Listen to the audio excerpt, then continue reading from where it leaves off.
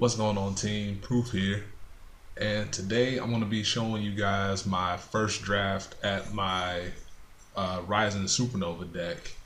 So if you remember back to one of my previous recruit reports, I talked about how it seemed that with the way the support was coming, how it was developing, it seemed like there was going to be a branch in the charge support, the charge decks. One that's gonna be more focused on Miracle Ace, and one that's gonna be focused more on Rising Supernova. And I think I finally started to quote unquote crack the code on a Rising Supernova deck, and it kind of came about while I was on my honeymoon because I had time to play, test, and brainstorm at night after we got back, and I had some downtime. And it also came about because I kept losing to Luard shadow decks. Either like, I think it was either like 12 crit or 8 crit 4 draw type decks, and just spam draw with what's her name, Swordbreaker, and it felt like I wasn't putting on enough pressure, and so I started to configure the deck around this idea that I had, and I want to get into it a little bit later, but it's pretty much how I feel is the best way to abuse Rising Supernova's ability to put another unit in charge that's in your hand. And so far, the deck has been really strong in my playtesting, and if I had to compare it to something, it kind of has a small Gear Chronicle feel to it.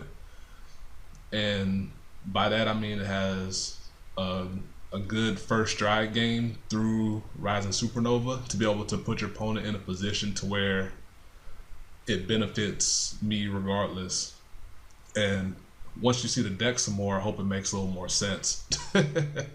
But so far, I like it. I know people are gonna be thinking or asking me like, do I feel it's better than a Miracle Ace focused deck? And I'm not sure how to answer that appropriately right now, but I do see the potential, and I definitely think it has the potential to be better than a Miracle Ace version of the deck, because it can also still utilize Miracle Ace just like Miracle Ace can, while having a better mid game than Miracle Ace centric decks, in my opinion.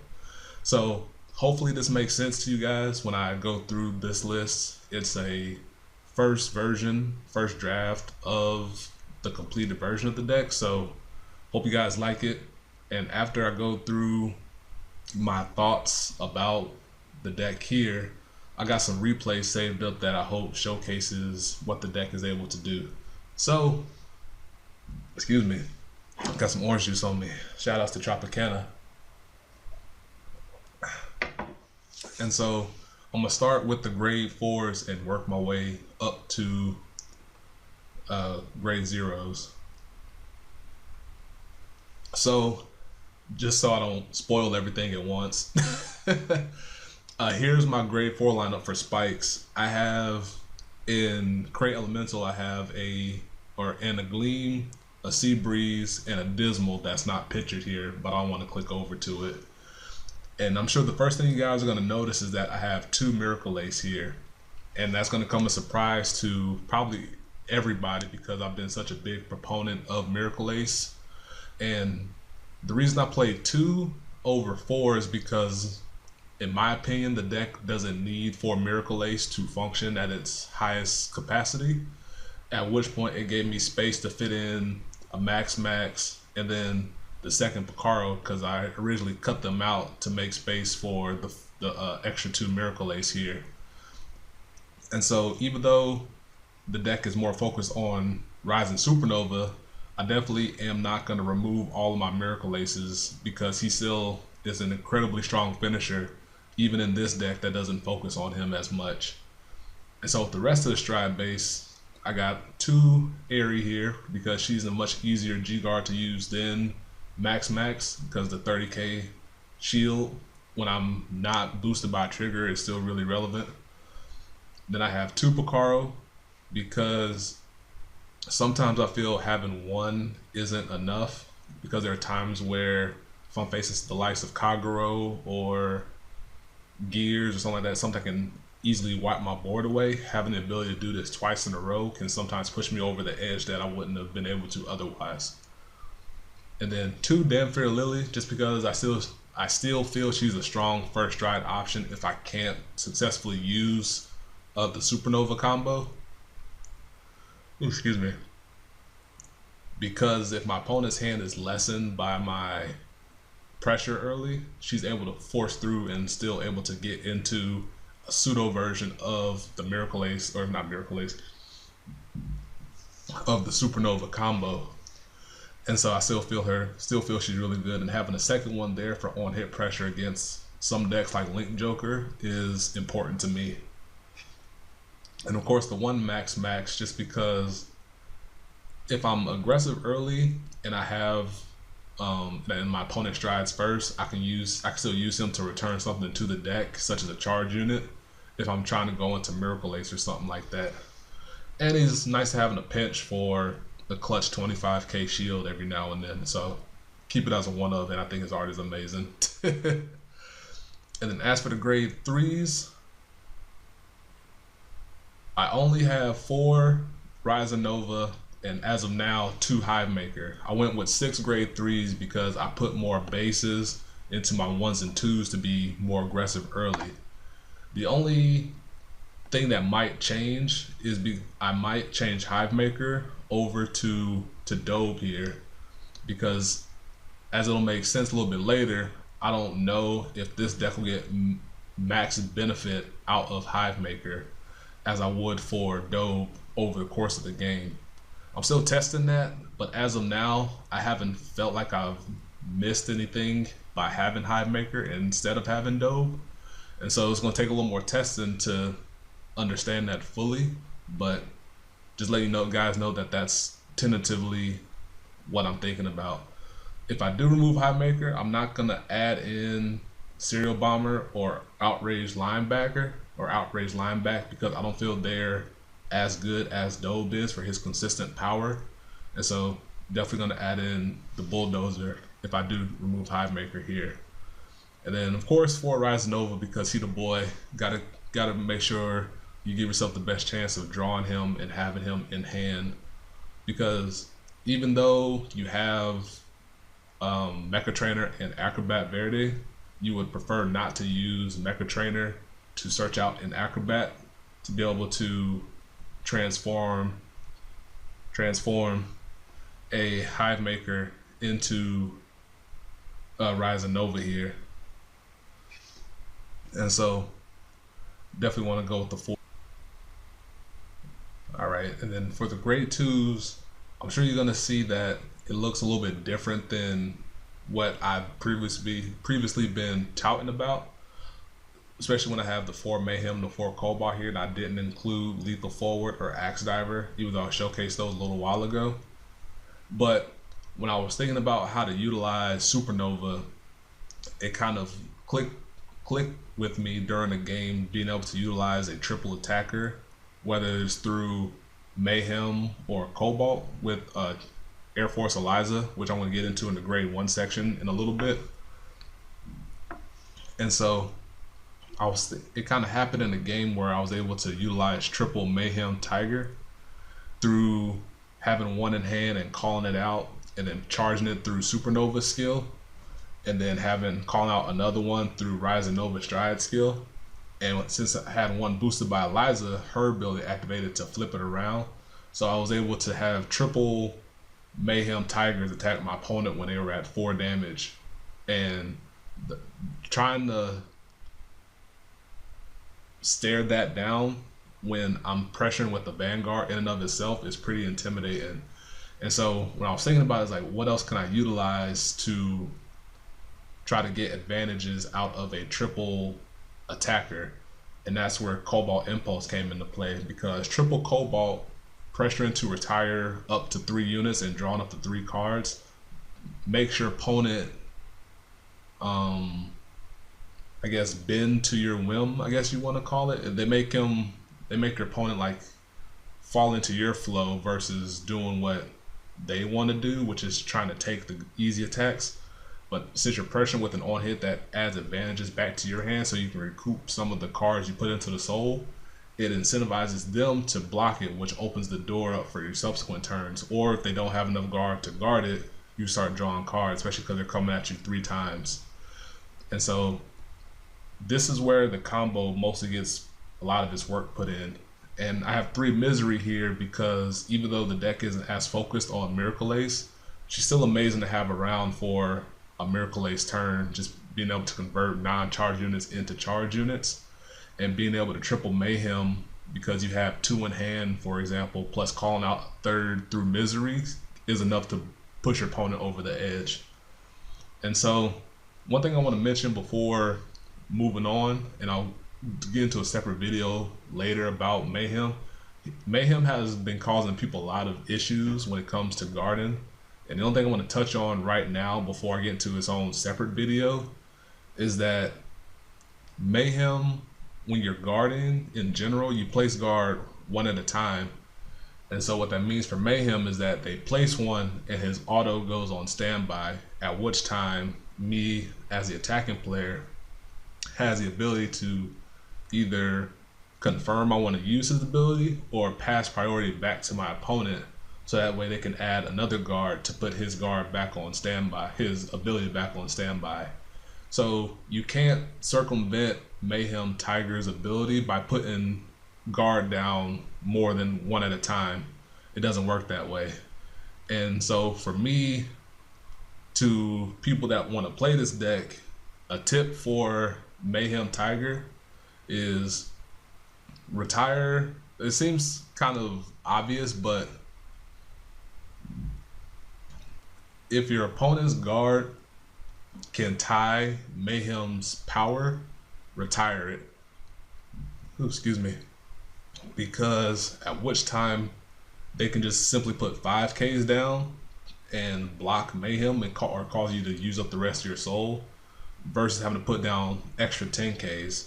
So for example, if I'm attacking for 21, which is common in this particular combo with Mayhem, and my opponent is an 11K Vanguard, if they put down a 10K shield, I'm going to retire it because it ties Mayhem.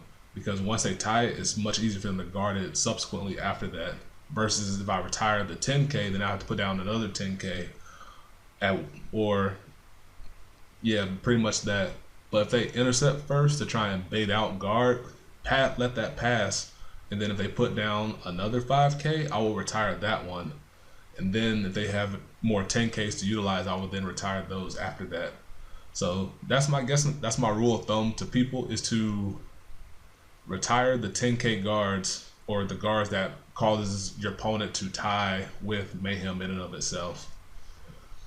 And then as for the grade 1s, I have 16 grade 1s, which is a lot, but there's a method to this madness.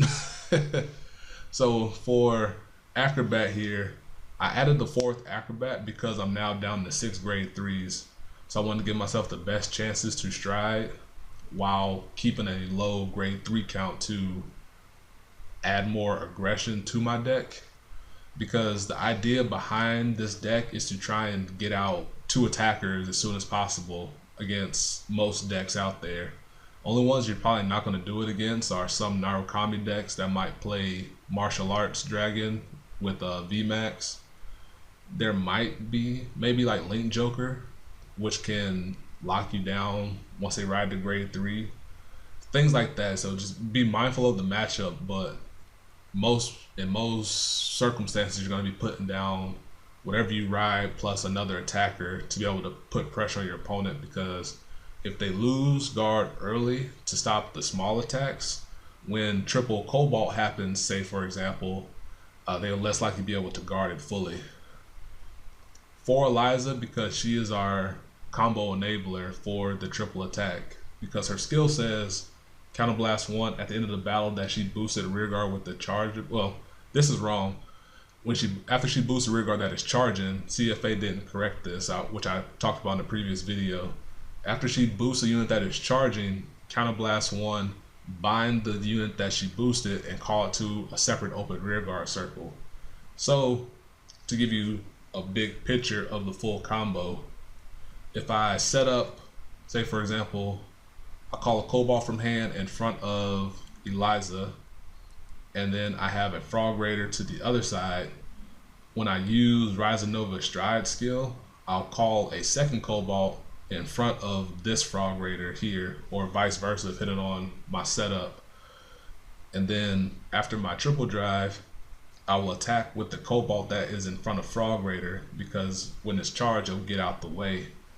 And then I'll attack with the Cobalt that is in front of Eliza, and then say he hits, I can counterblast one and draw a card, or not counterblast one, I can draw a card, retire one of their units, and then I can activate Eliza's ability to bind the Cobalt, call the Cobalt back in front of Frog Raider here, at which it'll restand and have another charged attack coming at it.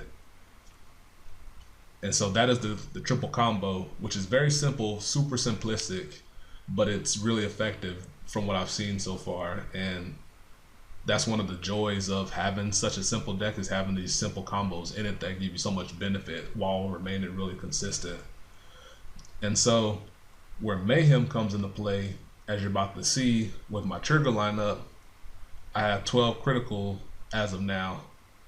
And so one of the fastest of the deck is to try and put your opponent in a weird predicament to where it'll benefit me regardless.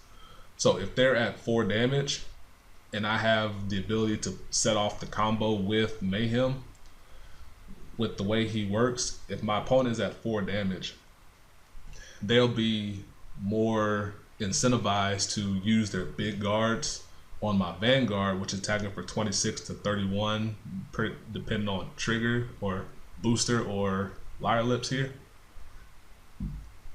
And so if I hit a critical, I can pass it over to Mayhem, which has guard restrict abilities. And so if they guard this one with their other big guard that they might have, they now have 2 attacks remaining from more Mayhem, which will attack for 16 to 21 and then 16 to 21 again, with the ability to retire their guard because I have 3 to 4 to 5 soul available to use at that time for his ability. And so that's where the magic happens, is that with the 12 critical in here, I'm able to force damage on them early.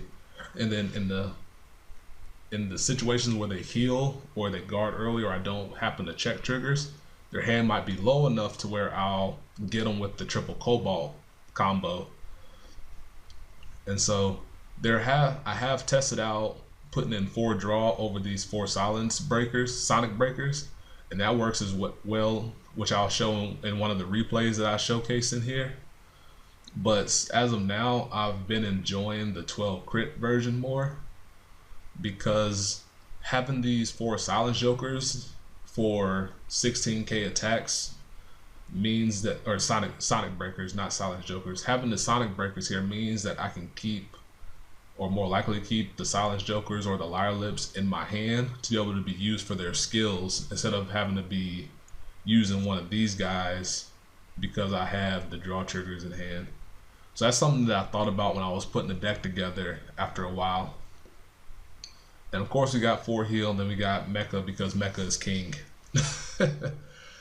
And so for the grade 2s, I just remembered that I know I've talked about lethal, and I haven't tested putting in lethal over misery for the fact that misery aids so much to the final combo.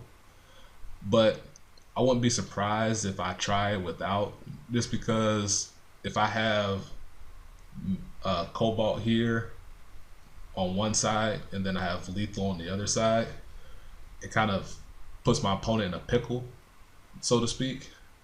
But then at the same time, I'll be more inclined to include lethal if I put Dobe in, because Dobe coming off of lethal makes a 21k attacker, which is pretty good, especially when it's a free attacker for hitting. And so those are things I've thought about, but he's not gonna come in on these 2 core proponents right here, in my opinion, because Cobalt's ability to retire and draw can help push your opponent's hand and or field down to the point to where it aids in my ability to guard in the future. And so keeping him around means that I could put more pressure on them there to help me out. And then Mayhem Tiger is just all around good. He's incredibly stupid for what he does. And thank you, Bushiroad, for gracing us with Mayhem Tiger. But there might be a day where Lethal makes his way back in over a Misery, maybe as a tech one of potentially, or if I decide to reduce Eliza down by 1 to put 1 more unit somewhere, I could probably make space for 2 Lethal and cut Misery down to 2 or something. But we'll see how that goes. But as a preliminary build, I like it the way it is. And then if you use it and you don't feel comfortable with 6 grade 3s, I would advise to reduce Eliza or Acrobat down and add in your 3rd grade 3. You want 4 Frog Grader just because of its ability to do what it does. And in nowadays, more people are having ways to remove a Frog Grader during the middle of the game. So you want to have 4 around to be able to replace it easily without having to call it from deck if you don't have to. And then in the case of Gear Chronicle with Hetero Round Dragon, you can potentially use Miracle Ace's GB3 ability to call another one out after you do Hetero Round's ability. So those are some things to think about. And so that's the deck. I know this was really long, but I've done a lot of theory crafting, a lot of thinking about the way to construct this deck. And as of now, I really like it. Like, I do like it more so far than the Miracle Ace version, just because I feel like I wasn't applying enough pressure with Miracle Ace, as I mentioned before. And so we'll see what the future holds for this. But as of now, being able to hit people with triple Cobalt or triple Mayhem or a 1-in-1 if I predict a crit coming or something has been really fun. And it's been painful for people to try and stare it down. And so hope you guys enjoyed that for a preliminary listing. Let me know what you guys think down below. Let me know what your opinions are on the idea of having these split focus Ryzen decks now. And hope you guys enjoyed the replays that are coming up soon. And so until next time, peace, be easy.